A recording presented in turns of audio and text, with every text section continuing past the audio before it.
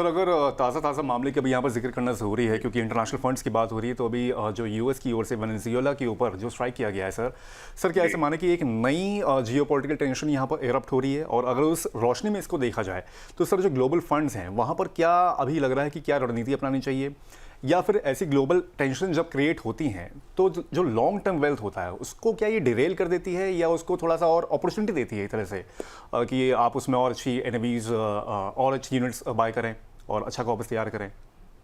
जी, तो देखिए, बहुत सारी जियोपॉलिटिकल क्राइसिस ऐसे हैं जहाँ पे ज्यादातर जो कंट्रोल जो है वो किसी निवेशक का नहीं है, राइट? ठीक है, अब आप देखेंगे तो ये एक न्यू नॉर्मल बन गया है जहाँ पे पिछले 2-3 वर्षों से हर हर साल में कम से कम 2 या 3 नए जियोपॉलिटिकल इश्यूज आ रहे हैं, राइट? तो that is one of the reason, अगर आपने देखा होगा जिस तरह से गोल्ड के प्राइसेस बढ़ रहे हैं और वो सारी चीजें, right? There are multiple reason, multiple theories.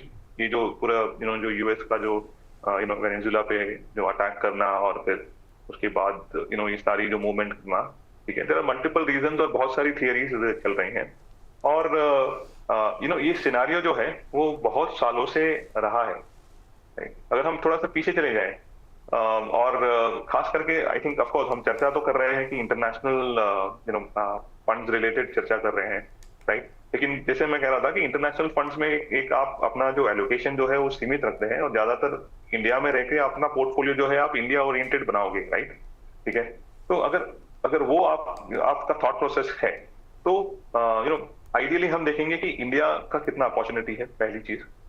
तो अगर हम बात करें इंडिया की तो अगर हमारे आंकड़े सही है तो 1980 से लेके अब तक इंडिया का एवरेज जीडीपी ग्रोथ जो है वो अराउंड 6.6 या 6.2% के आसपास है, ठीक है?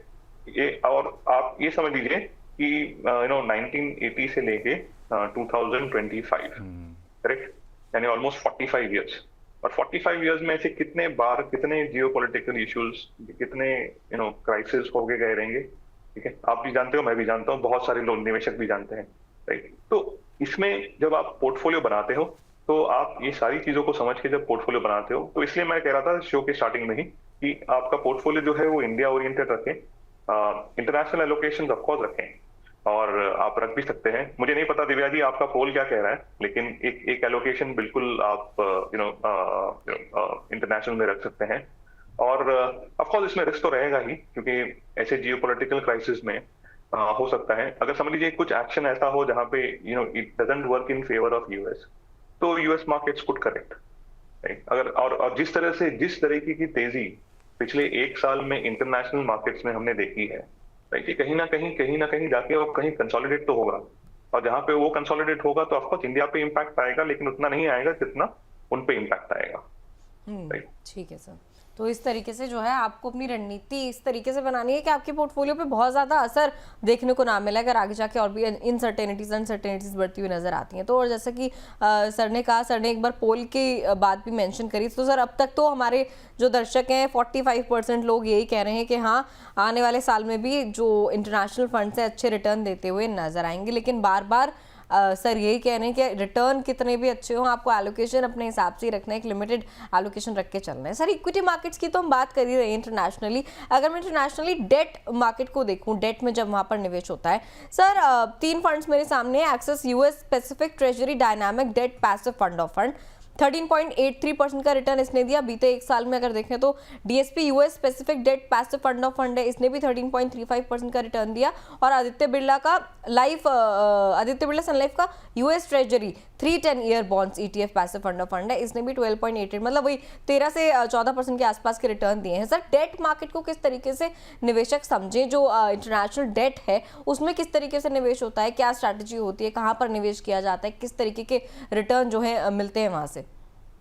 तो इसको मैं एकदम सिंपल और शॉर्टेस्ट आंसर दूंगा दिव्या जी, ओके? तो पहली चीज है कि अगर आपको इंटरनेशनल में अगर निवेश करना है, ओके, तो इंटरनेशनल इक्विटी ओरिएंटेड फंड्स में निवेश करें और ना कि डेट में। हिस्टोरिकली उनके डेट परफॉर्मेंस या फिर उनके जो इंटरेस्ट रेट जो है वो काफी पुअर रहे हैं कंपेयर टू इंडिया। और अगर मुझे अपना 100 रुपया में से 5 रुपया भी अगर इंटरनेशनल डेट में लगाना है तो मैं ना लगाऊं, राइट? और ना मैं किसी भी क्लाइंट को एडवाइस करूं या किसी भी ऑडियंस को एडवाइस करूं।